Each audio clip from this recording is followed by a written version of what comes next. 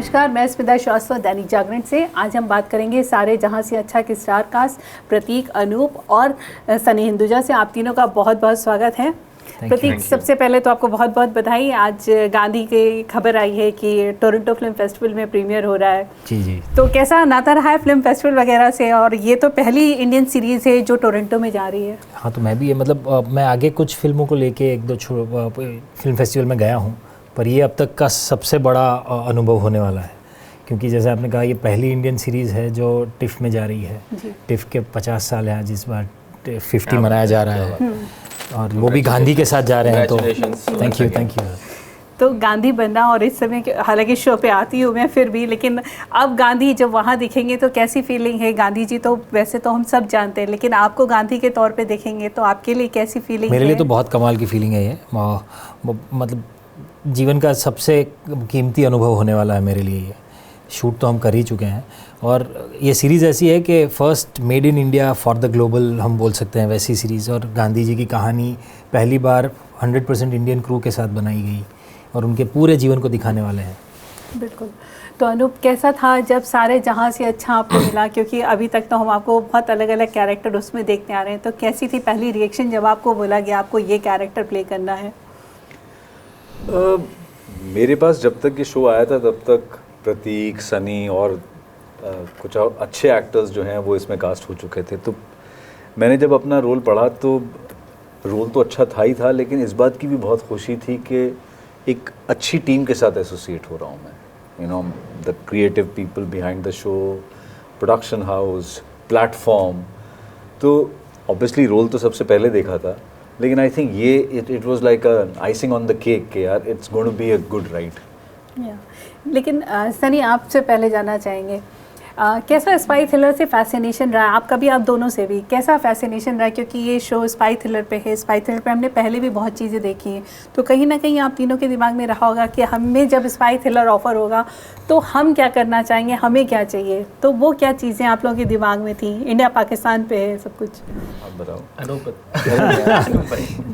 Spy thriller करने की इच्छा बहुत सालों से थी, और जैसे मैं दूसरे इंटरव्यू में भी बोल रहा था कि सबसे पहला मेरे दिमाग में जो स्पाई आता है वो जेम्स बॉन्ड ही है, जो हमने बचपन से सुना देखा जाना।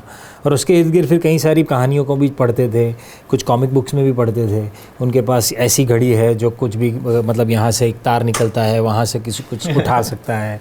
ऐसी घड़ी है जो चुंबक बन जाती है और कहीं से भी दूर से गन उठा लेती। तो ये सारी चीज़ें बहुत फैसिनेटिंग लगती थी उस एज में।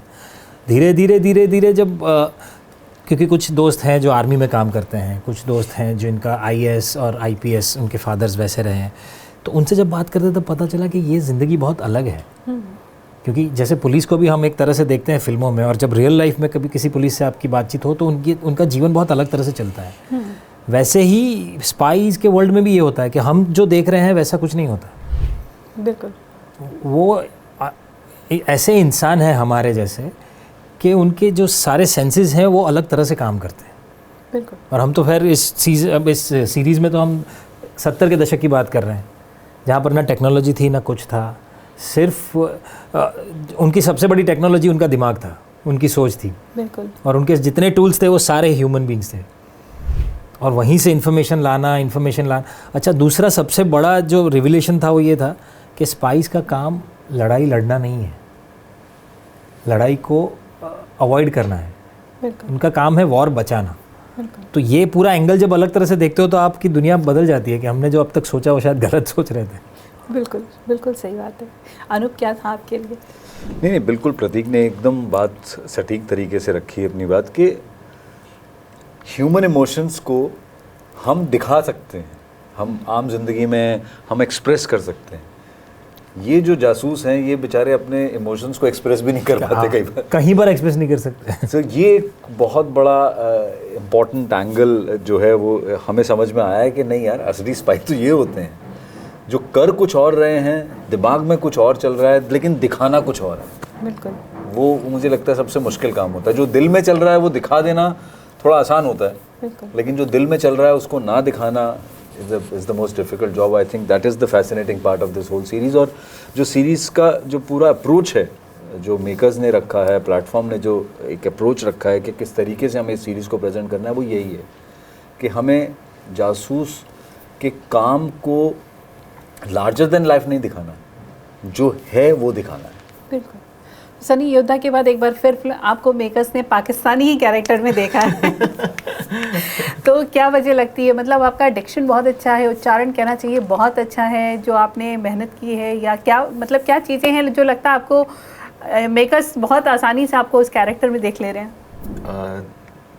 देखिए, डिक्शन की आपने बात कही तो मैं वो श्रेय दूंगा इंदौर। हम लोग इंदौर से हैं, ऑफ कोर्स एक लहजा है वहाँ का, लेकिन वो आपकी लहजा और ये सारी चीज़ें आपकी अपब्रिंगिंग से आता है। तो थैंकफुली मेरा लहजा साफ़ रहा, स्पष्ट रहा। और रही बात पाकिस्तान से कनेक्टेड की, तो मुझे ऐसा लगता है कि रोल जो आपको बखूब मिले, इनफैक्ट आपने शायद कुछ एपिसोड्स देखे भी हैं। जी जी। तो मतलब अगर मैं एज अ कलाकार ग्रीडी भी हूँ, हंग्री भी हूँ, मैं एक्सप्लोर करना चाहता हूँ अलग अलग किरदार अलग अलग तरीके से, तो शायद योद्धा में वो एक अलग ही सिनेरियो था, यहाँ पे एक अलग सिनेरियो है। जैसे कि हम स्पाई की बात कर रहे थे कि हमने स्पाई यूनिवर्स और स्पाई की बहुत सारी चीज़ें देखी हैं, लेकिन वो स्पाई इंसान क्या है, उसके अंदर क्या चल रहा है, वो कैसा इंसान है, वो उसकी क्या सोच है, उसकी डेली लाइफ का रूटीन क्या है, उसको किन किन चीज़ों से जूझना पड़ता है, जो इमोशन भी नहीं दिखा पा रहा है, अपने आप से भी बात नहीं कर पा रहा है कि मैं वो अपने आप को भी ना बताऊं, वैसी वाली बात है। मतलब तो इस तरीके का इतने कमाल तरीके से लिखी गई एक सीरीज़, ये रोल उसमें मुर्तज़ा का ऐसा था कि it was a no brainer that if you don't choose to do. Sunny क्या है, थोड़े हम्बल हैं इसलिए वो ये शब्द बोल नहीं पा रहे हैं, पर मैं बता देता हूँ उनके बदले। ये एक्टर इतने अच्छे हैं कि मेकर्स को लगता है कि इनको सिमिलर कैरेक्टर दूसरी बार भी दिया तो भी कोई नया का रंग लेके आएंगे, इसलिए इनके साथ ऐसी हिम्मत करके जाते हैं लोग कि भाई दूसरी बार भी आपको पाकिस्तानी, 40 बार भी अगर पाकिस्तानी बनेंगे तो दूसरा कुछ कैरेक्टर लेके आएंगे। लेकिन इस बार बेहतर है, इस बार ISI के हेड बने, नहीं तो पिछली बार तो टेररिस्ट थे। हाँ। और ऐसा रिस्क कोई भी मेकर अच्छे एक्टर के साथ ही ले सकता है कि इनको वापस एक बार एक और तरह से देखा जाए। नहीं, ये तो हर एक्टर की खूबी है। खैर इस बार में तो आप तीनों ही कहना चाहिए, मतलब वैरायटी आप तीनों ने दी है, ऐसा नहीं है, ये मतलब चीज़ तो तीनों की तारीफ बनती है। दोनों खतरनाक एक्टर्स हैं और ऐसे बोल रहे हैं। बिल्कुल। लेकिन ये 70s के दौर का शो है, तो और हम जो हैं वो 25 में हैं, जहाँ पे पूरा टेक्नोलॉजी पे बेस्ड है, तो क्या क्या चीज़ें भूलना पड़ा आप लोगों को? मतलब कई बार आदतों में कई चीज़ें होती हैं, तो उस कैरेक्टर उस चीज़ में जाने के लिए किन चीज़ों से दूरी जैसे बनानी पड़ी? हमें फ़ोन नहीं बोलना होता था, टेलीफोन बोलना होता था, ठीक है। और अगर कुछ आपको किसी को मैसेज देना है तो आप फ़ोन नहीं ढूंढते, आप जाते हो वहाँ। मतलब इस तरीके की बेसिक चीज़ें। एंड आजकल हम लोग क्या है कि चीज़ें इतनी फास्ट हो गई हैं कि सब कुछ प्रोसेस भी फास्ट होता है और प्रोसेस के पहले एक्शंस भी फास्ट हो जाते हैं। बिल्कुल।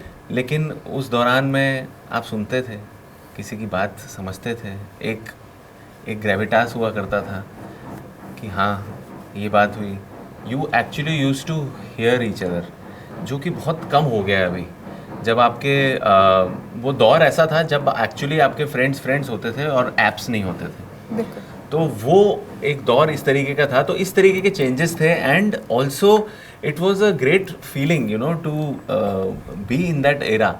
मतलब उस एरा की चीज़ों को पोर्ट्रे करने में वो कपड़े, वो स्टाइल, वो अदब, वो सारी चीज़ें बहुत खूबसूरत थी और डिस्ट्रैक्शंस बहुत कम थे। तो इट वाज ये भी अनलर्न करना पड़ा कि आई वाज शूटिंग, मुझे गाड़ी चला के आना था और डायरेक्टर साहब चाहते थे कि पूरा आप अंदर लेके आएँ और पोर्च में जाके गाड़ी रोकें, कैमरा वहाँ से आपको फॉलो करेगा।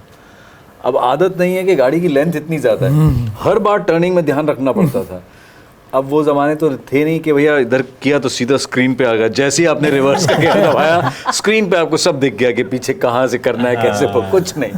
और गाड़ी की लेंथ ऑलमोस्ट आज की गाड़ियों से डबल, वो भी without power steering. Without power steering भी नहीं है, मैनुअल है, और लेंथ इतनी लंबी है कि वो जज करना क्या है, मैं जब टर्न करूंगा तो ये टर्न हो जाएगी अंदर गेट में। तो आई थिंक दूसरी बहुत इंटरेस्टिंग अनलर्निंग और लर्निंग ये थी कि आज के टाइम में ना हमारे पास इतना सब कुछ है, इन्फॉर्मेशन, न्यूज़ हमारे आसपास, हम एक्चुअली दूसरे इंसान का भरोसा इतनी जल्दी करते नहीं हैं। बिल्कुल। धीरे धीरे हमारा दिमाग ऐसे ट्रेन हो गया है कि हम किसी को भी फेस वैल्यू पे लेते ही नहीं है। अगर किसी ने कोई कुछ बोल के गया ना कि मैं ये हूँ, मैं तुम्हारे लिए कर दूँ, हम जैसे ही वो इंसान निकलेगा ना, हम उसका प्रोफाइल चेक करेंगे, वो कौन है, क्या है, कहीं से कुंडली निकालेंगे। हम उस ज़माने की बात कर रहे हैं जब लोग एक दूसरे को फेस वैल्यू पे लेते भी थे, एक दूसरे पे बहुत भरोसा था, और उस टाइम के स्पाई हैं ये लोग। बिल्कुल। तो अंदर उनका जो पूरा सिस्टम काम करता है कि इतने ऐसे ज़माने में हम हैं कि एक दूसरे पे बहुत भरोसा है, फिर भी हमें उसके बीच में से इन्फॉर्मेशन ढूंढनी है। तो जब हम वो लोग ऐसे डायलॉग बोल भी रहे हैं कि एक दूसरे पे शक भी कर रहे हैं, तो वो बिलीवेबल लगे, क्योंकि हम सब हैं तो इसी टाइम के, रोज़ बात तो यही हो रही है हमारी भी दुनिया में। उसमें से खुद को निकाल के उस टाइम पे ले जाना, जब ये इनको सवाल करते हैं और इनको भी आज धक्का लगता है कि मुझसे क्यों सवाल कर रहे हो। अभी के टाइम में अगर आप किसी को देखो ये, तो आपको बिलीवेबल लगता है कि हाँ होगा ना यार, मुझे इस पे शक है तो मैंने पूछ लिया। तब ऐसा नहीं होता था। तो वैसे टाइम में उस चीज़ को बिलीवेबल बनाना अपने आप में लर्निंग अनलर्निंग वाला हिसाब हो जाता है। बिल्कुल। लेकिन इस इंडस्ट्री में लोगों को चेहरे से जज कर पाना आसान होता है आप लोगों के लिए? आसान ये होता है कि जज करने में एनर्जी वेस्ट ही नहीं करनी चाहिए। वो बहुत ही बेकार चीज़ इसलिए है बिकॉज वो जज करने के पीछे आप अपनी इतनी एनर्जी डाल देते हो कि जो आपके ये सामने है वो आप देखते ही नहीं हो फिर। बिल्कुल सही बात है। पर कई बार जज करना भी ज़रूरी होता है ना। मुझे लगता है पर्सपेक्टिव बहुत ज़रूरी है जजमेंट से ज़्यादा। बिल्कुल। अब ये वो वाली बात है कि आप मान लीजिए आप सड़क पे गाड़ी चला रहे हैं और आपके पीछे एक आदमी बुरी तरीके से आपको हॉर्न मारे चला जा रहा है साइड मांगने के लिए। अब आपका पहला रिएक्शन तो गाली निकलेगी जैसे कि भाई पागल हो गया क्या, दिमाग खराब हो गया तेरा, जगह नहीं है, मैं कहाँ से दूँ जगह। दूसरा ये है कि यार जाने देता हूँ, शायद कोई इमरजेंसी होगी, कोई इमरजेंसी। बिल्कुल। तो जज करने की बजाय अगर मैं अपना पर्सपेक्टिव ट्विस्ट मार दूंगा तो शायद आसानी हो जाएगी उसके लिए भी और मेरे लिए। हाँ, मतलब बेनिफिट ऑफ डाउट दे के आगे निकलने में आप खुद अंदर से शांत रहते हो। वो भी शांत हो जाएगा। हाँ, वो भी शांत। अच्छा आदमी था यार। मुझे लगता है कि जजिंग करने में, I understand what you are saying, जज करने में आप इमोशंस को ज़्यादा वैल्यू देने की जगह आप अगर इन्फॉर्मेशन को ज़्यादा वैल्यू देंगे और एम्पैथी को ज़्यादा वैल्यू देंगे ना, तो वो जजिंग नहीं रहेगी, वो फिर एक समझ होगी और उस हिसाब से आप फॉलो करेंगे, जिसमें ना सामने वाले की एनर्जी जाएगी ना आपकी। बिल्कुल सही। ये एक मंजे हुए ISI ऑफिसर बोल रहे हैं, सही है। भाई हिंदुस्तान में बैठ के तो हम इनको आर्मी चीफ कहना चाहेंगे। थोड़ा बोलना भी पड़ेगा इनको ऐसा। बिल्कुल सही बात है। लेकिन जब सारे जहां से अच्छा की बात होती है तो राकेश शर्मा, इकबाल साहब की लिखी लाइनें हैं, राकेश शर्मा सबसे पहले दिमाग में आते हैं जिन्होंने ये बात वहाँ से कही थी अंतरिक्ष में जाके। आप लोग के लिए सारे जहाँ में अच्छा, हिंदुस्तान में हमारे पास बहुत डाइवर्सिटी है, बहुत सारी लैंग्वेजेस हैं, पर अपने देश की सबसे अच्छी चीज़ आपको क्या लगती है other than language diversity and all? कोई ऐसी चीज़ जिससे आपको लगाओ कि यार हमारे देश में जो है तो कहीं और है ही नहीं, क्योंकि आप सब बहुत जगह जाते हैं, बहुत लोगों से मिलते हैं। मुझे ऐसा लगता है कि जो एक मोहब्बत है ना और एक वार्मथ है जो लोगों में एक दूसरे को मिलने की, मैं गया हूँ एक आधी बार बाहर की जगहों पे, वो लोग इतना, शायद वो, मतलब मैं ये नहीं कह रहा हूँ कि वो सही है या गलत है, वो ट्रेंड ही नहीं है शायद ऐसे, क्योंकि वो शायद कल्चर का पार्ट नहीं है। They have been aloof and they don't want to waste their time, probably they want to mind their own business, which is nothing right or wrong. But यहाँ पे आप किसी भी नई जगह पे चले जाओ, आप अकेले फंस जाओ, गाड़ी रोक के आपको हेल्प करेगी, एक वार्मथ, एक फीलिंग ऑफ बिलोंगिंग, एक लव, जो एक मोहब्बत जो लोगों में यहाँ मिलती है ना, वो मुझे लगता है कहीं भी नहीं। ये है हमारे हिंदुस्तान की सबसे बड़ी खासियत। इसी से मिलती जुलती बात है, लेकिन अब चूंकि हम ऐसी चीज़ की बात कर रहे हैं जो हमारे देश की, हमारे सारे जहाँ से अच्छा बनाती है, और मैं कई बार जब इंडिया के बाहर घूमने जाता हूँ तो मुझे लगता है कि हॉस्पिटैलिटी में हमारा कोई सानी नहीं है। हम कोई मुकाबला ही नहीं कर सकता हमारे देश का, चाहे आप 7 सितारा होटल में रुकें, चाहे 5 सितारा होटल में रुकें, चाहे 4 सितारा। जो वैल्यू ऑफ मनी है ना, मतलब इनफैक्ट मैं ये बात डायरेक्टली कह सकता हूँ कि एयरपोर्ट पे जो लाउंजेस हैं ना वो भी हमारे देश में बहुत सारे दुनिया के उससे बेहतर हैं, और होटल्स तो there is no doubt about, जो प्यार मोहब्बत और जो एक मेहमान नवाजी हमारे यहाँ है ना होटल में, मुझे लगता है जब विदेशी आते होंगे हमारे यहाँ तो, और जो पे करते होंगे उनको लगता होगा यार इतने में तो हमारे देश में कुछ नहीं मिलता। बिल्कुल सही बात है। मैं तो हैरान रह गया, अभी रिसेंटली अमेरिका में मैं एक होटल में ठहरा था जिसमें मैं उस शहर में गाड़ी ड्राइव करके गया था, और उन्होंने मुझसे कहा कि साहब मैं होटल में ठहरा हुआ हूँ, कि पार्किंग का अलग से चार्जेस है, यस। कि अगर आप रोज निकालेंगे गाड़ी तो इतने लगेंगे, अगर आप दिन भर में एक बार में पार्क करके जाएंगे और अगले दिन निकालेंगे तो इतने डॉलर्स लगेंगे। आई वाज लाइक सर हमारे यहाँ 5 स्टार होटल में हम ऐसे ही कॉफी पीने चले जाते हैं और वैले को गाड़ी दे देते हैं, वो बेचारा पार्क कर देता है यार, और यहाँ तो मैं आपके होटल में ठहरा हूँ। सो मुझे लगता है कि ये हॉस्पिटैलिटी जो है वो किसी दूसरे देश और ये में, बहुत सही बात है, I completely agree to this, मैंने बहुत बार और एक्सपीरियंस वैल्यू फॉर मनी है। मतलब ना हमारे यहाँ ना इतना आसानी से निकलता नहीं है क्या मुझे ये मिल जाएगा, नो, ये हमारे यहाँ निकलता ही नहीं। और हॉस्पिटैलिटी बिजनेस में तो मैंने हार्डली देखा है कहीं पे, बिल्कुल, जहाँ पर मतलब पॉसिबल ही नहीं है कि यहाँ वो चीज़ मिलती ही नहीं है और किसी ने मांग ली तो बात हमारे यहाँ ज़्यादातर होटल्स में आउट ऑफ द वे जाके आपको सर्व करना चाहेंगे, कभी ना नहीं बोलेगा, वो ये जरूर कहेगा let me just check sir, हाँ I will see to it sir, if you get it, something like that. तो मुझे लगता है इस मामले में तो हम बेहतरीन हैं। बिल्कुल, बहुत सही है। और आपका प्रतीक, ये तो एग्री किया आपने। और दूसरा ये चीज़ जो मुझे बहुत मज़ेदार ये लगती है, जो चीज़ को खामी माना जाता था कि हमारे यहाँ लोग ना बहुत कमियों वाली ज़िंदगी जीते हैं, मिनिमलिस्टिक, क्योंकि सारे रिसोर्सेज की कमी है, हम लोग बहुत ज़्यादा हैं, पर उस कमी से भरी ज़िंदगी को जीते जीते जो अपना रास्ता बना रहे हैं ना, तो हम जिस प्रकार का इनोवेशन कर पा रहे हैं शायद दुनिया सोच भी नहीं सकती। बिल्कुल, और ये बहुत बड़ी धरोहर है हमारे जुगाड़ जुगाड़ को मैं इसलिए हाईलाइट नहीं करता सर कि जुगाड़ ना ऐसी चीज़ है, बहुत अच्छा वर्च्यू, पॉजिटिव जुगाड़, पॉजिटिव नहीं, पर जुगाड़ क्या है कि इट इज़ जुगाड़ इज़ अ टेम्पररी सोल्यूशन जिसमें हम लोग माहिर हैं। अब उस जुगाड़ को जिस दिन हमने परमानेंट सोल्यूशन की ओर ले गए ना, तब हम इनोवेशन का गढ़ बन सकते हैं।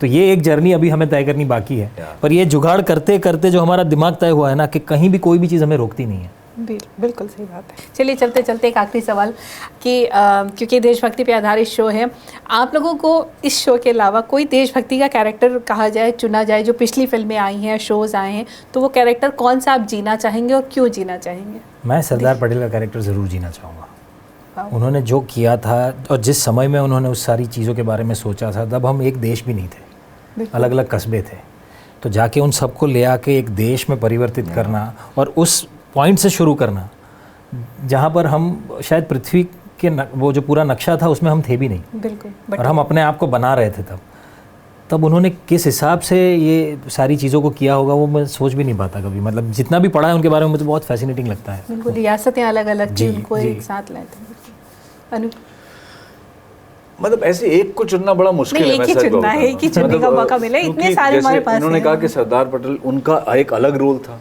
बिल्कुल, उन्होंने जो जिम्मेदारी ली थी यूनियन ऑफ इंडिया बनाने की, वो उनको जिम्मा सौंपा गया था और उन्होंने बखूबी निभाया था। तो मुझे लगता है एक चुनना बड़ा मुश्किल है, लेकिन अगर आप ऐसे जोर देंगे तो फिर मैं यही कहूँगा कि मुझे लगता है कि भगत सिंह, राजगुरु, सुखदेव, चंद्रशेखर, इन 4 का तो मैं नाम लूँगा ही लूँगा। इनमें से कोई भी मिल जाए कर लूँगा मैं। वाह। सनी? यार वही वाली बात है कि मैं गांधी करना चाहूँगा। तो कर चुके, जेलसी हो जाएगी। बोलना है तो बहुत सारे ऐसे किरदार हैं, and not only just revolutionaries, उनके अलावा भी बहुत सारे लोग हैं जिन्होंने कंट्रीब्यूट किया है। तो मैं rather than putting a name to a person, कितने लोग तो जाने गए हैं जिन्होंने इन्फ्लुएंशियल काम किया है, मैं उन लोगों की कहानी करना चाहूँगा जो नहीं जाने गए हैं और उन्होंने कितना कमाल किया है अपने अपने जीवन में और लोगों के जीवनों के लिए उन्होंने क्या क्रांति लाई है, what the kind of transformation they have done and the kind of जो उन्होंने समाज के लिए अच्छी चीज़ें की हैं किसी भी क्षेत्र में। मैं ऐसे सारे लोगों की बायोपिक्स करना चाहूँगा और ये मेरी चाह है, क्योंकि ये इनके बारे में सुना नहीं है, इनके बारे में जाना नहीं है, तो शायद कुछ पता चले, जनरेशन्स को पता चले कि ऐसे ऐसे लोग भी रहे हैं जिन्होंने इस तरीके का चेंज लाया। So I would love to do that. चलिए, इंस्पिरेशनल कंटेंट। या बिल्कुल बिल्कुल, इंशाअल्लाह आपकी सारी इच्छाएं पूरी हैं और आपका शो सारे जहां में छाए। बहुत बहुत शुभकामनाएं आप सबको। Thank you so much. Thank you, बहुत बहुत थैंक धन्यवाद। यू।